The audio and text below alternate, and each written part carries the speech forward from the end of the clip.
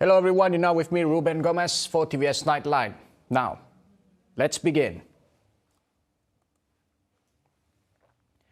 The official statement issued by the palace stating that His Majesty consent on lifting the emergency proclamations in Sarawak is a hint that a state election could be called anytime soon.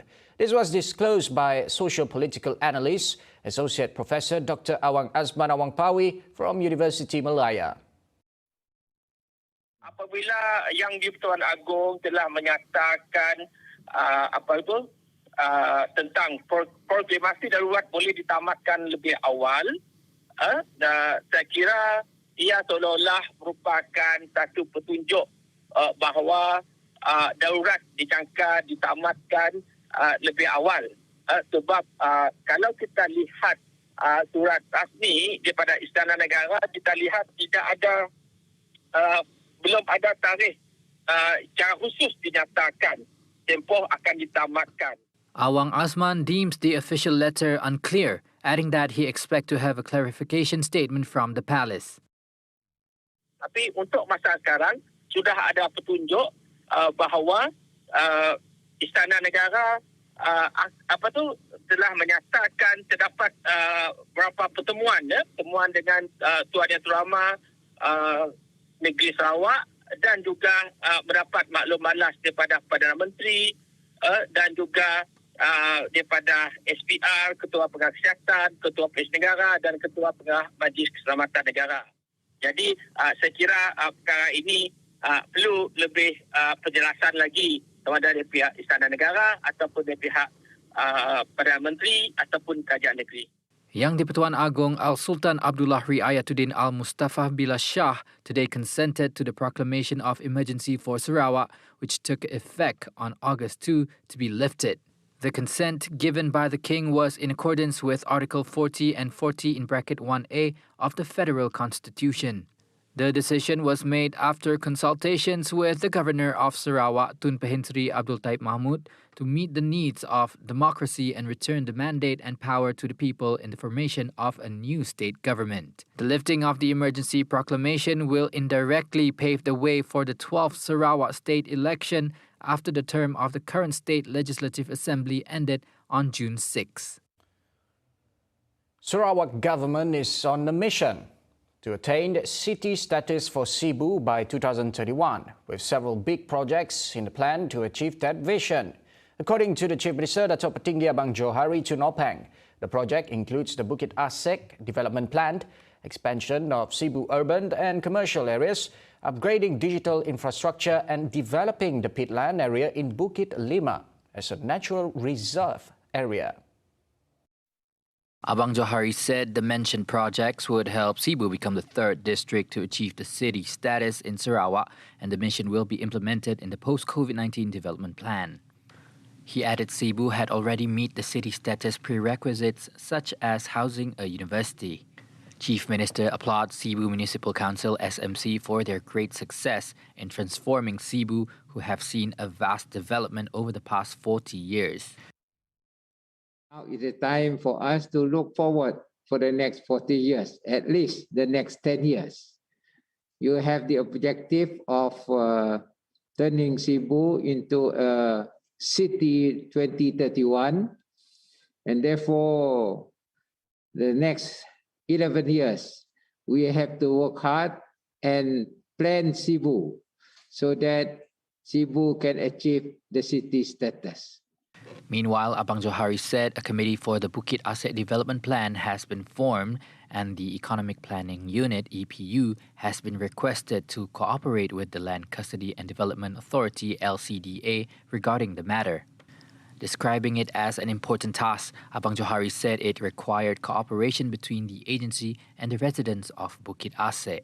He added Bukit Lima will become a green area when declared as a natural reserve, similar to the nature park in Miri and Kuching, located close to the urban industrial area. We have identified Bukit Kemunyang as another center for you to expand your development plan in SIBU itself. That will be connected, of course, to the Bukit Lima as well as to Kampung Nangka. That become an urban area, also commercial area that can be developed. As the chairman mentioned about you must have better land. So I think we have to plan SIBU in such a way that people can come at the same time we develop the real estate in SIBU. He added that the expansion plan would help increase SMC revenue from 80 million ringgit to 100 million ringgit a year and its reserves from 25 million ringgit to 50 million ringgit, which is one of the prerequisites for achieving the city status. We have to plan SIBU in such a way that people can come at the same time we develop the real estate in SIBU. That will definitely become a source of revenue for SIBU in terms of real estate. The state government also agreed to upgrade SIBU digital infrastructure and have instructed Sarawak Multimedia Authority (SMA) to cooperate with SMC to improve the internet connection in SIBU. The Constitution Amendment Bill 2021 was tabled for its first reading in the Dewan Rakyat. The bill proposes to amend Article 1 of the Federal Constitution by replacing Clause 2, which says the states of the Federation.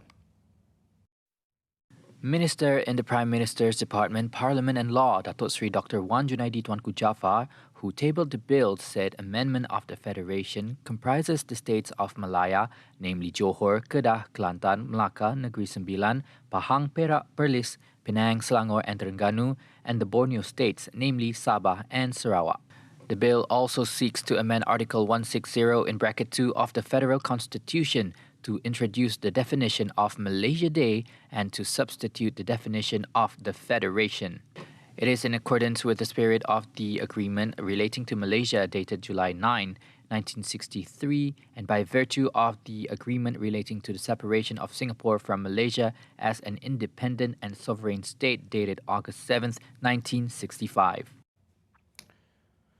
The amendments to the Federal Constitution related to the lowering of the voting age to 18 years shouldn't be rushed, in which several matters must be resolved. These include voters' registration must be looked into to ensure smooth implementation. Apabila perlembagaan dipinda iaitu pada tahun 2019, maka time frame ataupun jangka masa untuk pelaksanaan di bawah pindaan ini ialah dalam masa hingga pada tahun 2023. Itulah makanya kalau kita lihat the timeline yang diletakkan oleh pihak SPR, pelaksanaan semua proses ini akan siap pada bulan September 2022 dan sistem ini akan berjalan lancar. Kerana banyak perkara perlu dibuat, contohnya electoral roll kena dibersihkan daripada yang telah meninggal, yang gila, yang sakit dan sebagainya ataupun yang masuk penjara. Begitu juga mereka yang umur lebih daripada 90 tahun yang kita ketahui melebihi jumlah 7,000 sekarang, umur 90 hingga 160 tahun yang belum lagi dibersihkan daripada kertas daftaran pengundi. Jadi itulah makanya time frame itu bukan menyangkakan sistem ini boleh dilaksanakan dalam masa yang terdekat selepas perlembagaan dipinda. Wan Junaidi also said the COVID-19 pandemic that hit the country had also prevented the government and the EC from taking action to implement the constitutional amendment.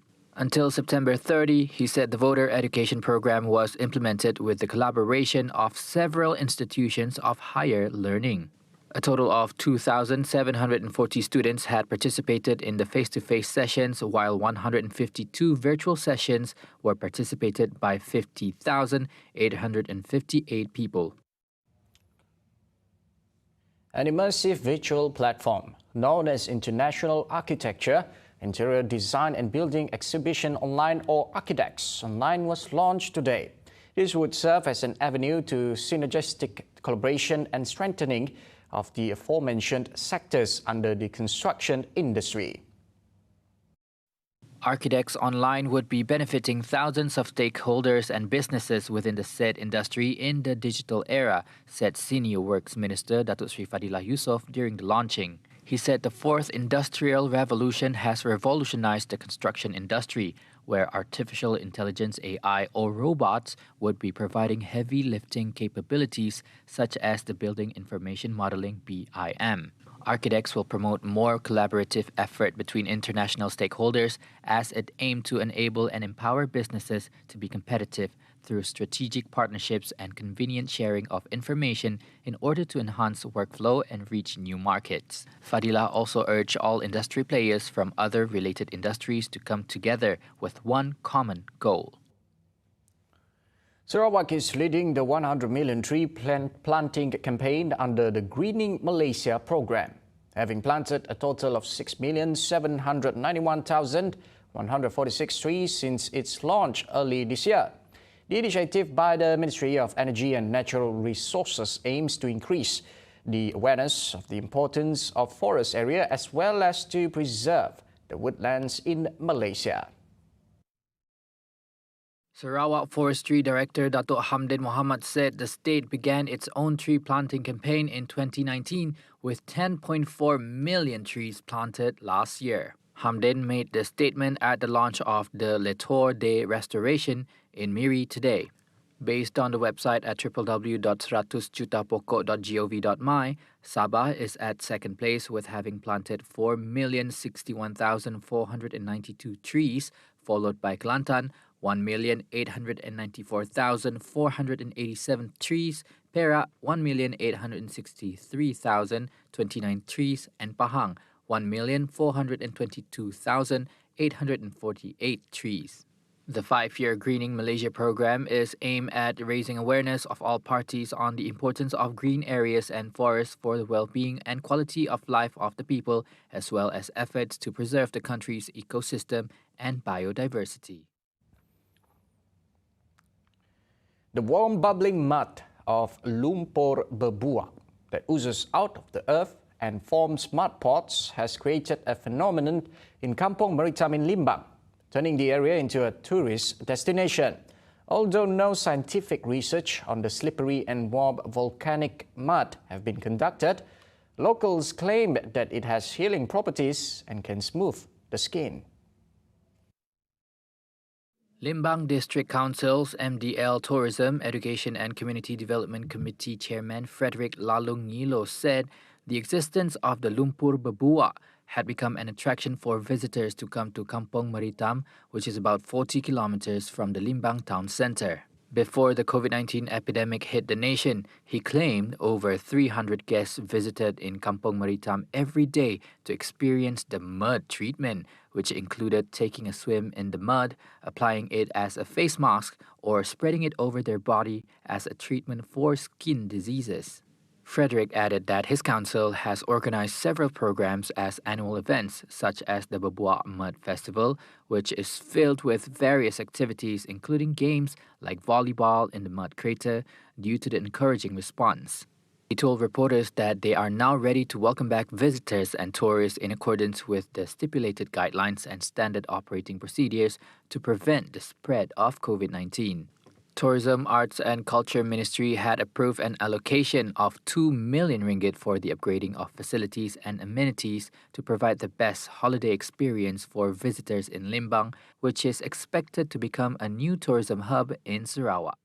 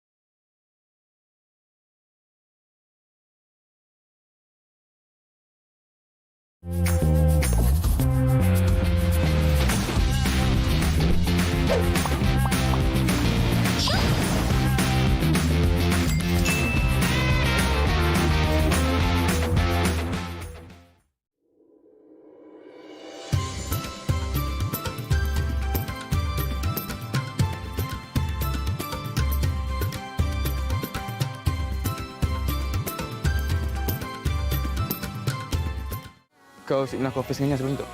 Tahu pun aku wujud. Kau perlu tahu sikit benda tu.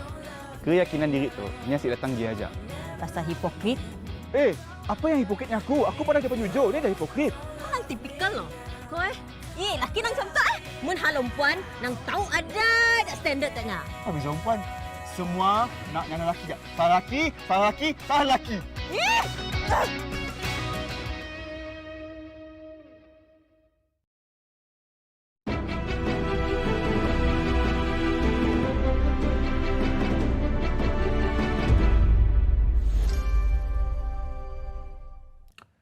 Welcome back. A contractor at Seremban claimed to have lost 303,084 ringgit after being tricked into investing in a non-existent online investment scheme. The 54-year-old man said that the scheme was introduced to him by a woman known as Lilina Lim through Facebook on September 24th. According to the victim, he was asked by Lilina Lim to register at a link, apart from him having to pay more to obtain VIP status if he wanted to get the money faster. Initial investigations by Negeri Sembilan Commercial Crime Investigation Department revealed that the victim believed in the offer promised. He then made payments in installments into 3 different accounts from October 15 to 31. However, until today, the victim said he did not make any profit and the woman involved remained silent after the payments were made. The victim realized that he had been cheated and lodged a police report at the nearest police station, and the case was being investigated under Section 420 of the Penal Code. The National Anti-Drugs Agency, AADK, will be allowing family visits at the Narcotics Addiction Rehabilitation Centres, Puspan, from November 5th to November 9th, providing the opportunities for families to visit their relatives in conjunction with the Festival of Light, Deepavali. Guidelines have been released whereby before visiting, family members or guardians must make early appointments with Puspen via calls, text message, WhatsApp or an email at www.adk.gov.my. Only those who are fully vaccinated are allowed in to prevent congestion and the risk of catching the COVID-19 virus. Walk-in visits will not be entertained. Entrepreneurs trained under the Ministry of Entrepreneur Development and Cooperatives MEDEC will receive financial assistance. This is an opportunity for them to start a business and ensure that all courses or training under the ministry are put to good use. MEDEC Minister Tan Sri Noh Omar said the policy aims to assist in the quick recovery of entrepreneurs affected by the COVID-19 pandemic. Therefore, any entrepreneur trained under MEDEC must be eligible for loans, and the amount will be decided through assessment made by the ministry officials. According to Noh, the ministry will be assisting entrepreneurs without going through the process of checking the Central Reference Information System CCRIS or CTOS for the time being. The Malaysia External Trade Development Corporation MATRADE have collaborated with Nam Hong, one of Holland's leading ASEAN supermarkets. This collaboration through the Malaysian Embassy in the Netherlands is to conduct an online promotion program called Flavors of Malaysia. The program, which kicked off on Malaysia Day on September 16, aims to increase market awareness about Malaysian food and beverage (F&B). It also aims to strengthen Malaysia's brand presence in the F&B segment there. MATRADE Rotterdam Trade Commissioner Amelia Zainal said, with the current pandemic, sales via online platforms have been growing at a double-digit rate. The Netherlands remain as Malaysia's second largest trading partner in Europe in 2020, with total trade amounting to 27.85 billion ringgit. Malaysia's exports to the Netherlands grew by 28.4% in the first 9 months of 2021 despite the pandemic that affected world trade. The temporary relaxations of school uniforms is supported by the Sarawak Teachers Association, STU. Its President Adam Prakash called upon each of its members to understand the situation, as many students have grown out of their size since schools were closed due to the pandemic. Kesatuan Guru Sarawak tidak mempunyai sebarang masalah dengan kenyataan yang telah dibuat oleh Menteri Kanan Pendidikan Datuk Dr. Razzie Jidin berkaitan dengan kelonggaran pemakaian pakaian seragam ke sekolah untuk murid-murid pada masa ini. Kita juga menyeru kepada ahli-ahli kita supaya memahami bahawa mungkin kanak-kanak ini yang kembali ke sekolah sudah mempunyai masalah dengan saiz baju mereka, ada yang mungkin sudah terkecil dan tidak dapat digunakan pada masa ini. Last Tuesday, Razzie addressed the matter for the second time as a reminder to schools that are stringent about students wearing school uniforms. This was due to the continuous complaints submitted by parents. Now, booster shots should be taken after 6 months after receiving the second dose of the COVID-19 vaccine. Such time gap is highly advised to stimulate the reaction of the immune system to fight against variants that are highly infectious. Tidak kira apa jenis vaksin sekalipun, tahap kepekatan antibodi yang boleh menentang COVID akan menurun dalam masa 6 bulan. Jadi booster dose sebaiknya diterima dalam masa 6 bulan selepas dos kedua. Dari kajian yang dilakukan, kita nampak selepas 6 bulan, daripada 4, 5, 6 bulan, kandungan antibodi dalam darah kita berkurangan. Jadi secara naturalnya dia akan berkurangan dan in translationnya bermaksud protection pun berkurangan. Dr. Badrul Hisham Abdul Rahman added the clinical research was done to prove the quality and effectiveness of any said vaccine. Even though Malaysia is behind in terms of vaccine clinical research, Malaysia, through Pharma Niaga, have been working continuously with Sinovac China to improve research efforts.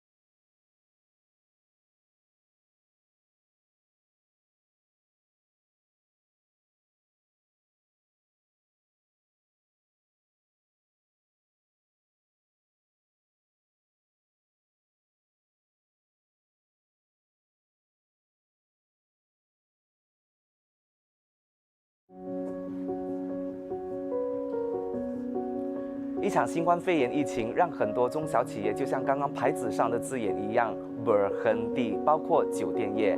这期的主角是来自酒店业的一位女业主，她除了面对停顿的事业，还要面对家庭的破碎和破裂的。但是她选择华丽转身，转战烘焙业市场，并开启她事业的另一个灿烂季节。每个星期六下午6点15分，热爆新闻过后，请锁定 Astro 频道122和 My TV， 和我 Brian 一并收看 TVS 全新中文节目《疫情下的创业故事》。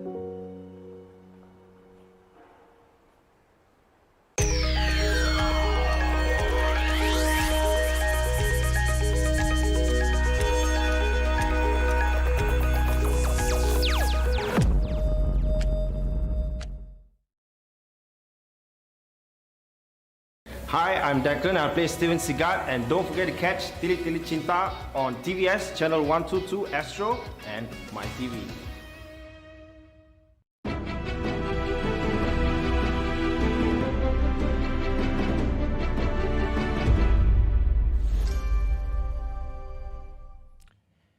Now, welcome back. Archaeologists last week excavated the first of what they believe is the oldest industrial wine press in northern Mesopotamia, or modern-day Dohuk in Iraq, which dates back more than 2,700 years during the ruling of Assyria. One of the world's earliest empires, Assyria, was located in the northern part of Mesopotamia, most of modern-day Iraq, as well as parts of Iran, Kuwait, Syria, and Turkey. This is really a quite unique archaeological find because it is the first time in northern Mesopotamia that archaeologists are able to identify a wine production area. And this is also very interesting because these wine presses do have parallels in other Assyrian sites. For instance, in Lebanon, a very nearly identical installation has been excavated in the site of Tel Burak on the Lebanese coast, and it has been found in contemporary levels dating to the Assyrian period, to the 8th, 7th century. Unearthed at the archaeological site of Khanis, the discovery's value lies partly in its historical context. Assyrian scripture has previously pointed to an increased demand in wine, especially among the elite members, as it was used in various ceremonial practices. Archaeobotanical remains have also shown an expansion in vineyards in the area at that time. The discovery includes 14 installations carved into mountain rocks. The upper, square-shaped basins were used by people to press grapes underfoot, extracting the juice which ran off into the lower circular basins. The grape juice was then collected in jars, fermented, and sold on a large scale. The site was discovered by a group of Italian archaeologists from the University of Udine in cooperation with antiquities authorities in Dohuk. The teams are working on adding the ancient structure to the UNESCO World Heritage List. Dynamite, the mega hit single by K-pop supergroup BTS, has received the triple platinum certification in the United States. This is the group's first single or album to earn the triple platinum status. The Recording Industry Association of America, RIAA, revealed the song have achieved more than 3 million certified units in sales and streams. A local news outlet, Yonhap, reported that the awards range from gold certification for 500,000 units to platinum 1 million units, multi-platinum 2 million units, and diamond with 10 million units. The certified units are counted based on physical and digital album sales, digital downloads, as well as both audio and video streams. The septet's EP album, B, which was released in November last year, was also certified platinum with its main single, Life Goes On, receiving the gold certification. With these recognitions, BTS has the most certifications for a Korean artist, with a total of 4 platinums for their albums B, Map of the Soul 7, and Love Yourself, Answer, and 8 for the singles Dynamite, Butter, Idol, Boy With Love, and Mic Drop. Well, that's conclude TVS Nightline. I'm Ruben Gomez. Anytime, anywhere.